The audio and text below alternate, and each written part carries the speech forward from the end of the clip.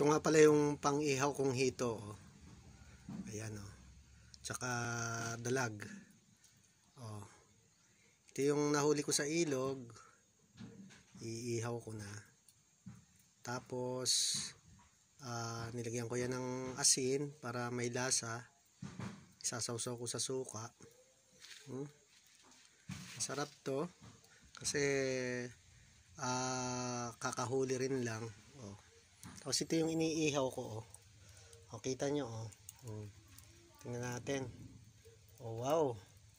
Medyo namumula-mula na siya. Oh.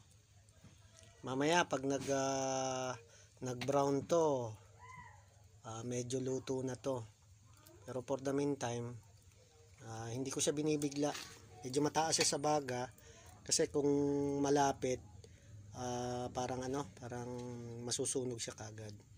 So dahan-dahan siya. Meron akong nakdalag, hito, ang tawag nila puyo. Ayan, tinikan sa amin tsaka nakdalag. Okay, oh.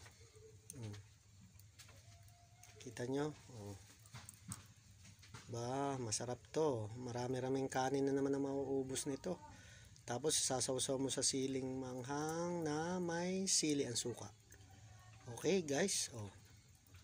Sige, bye-bye.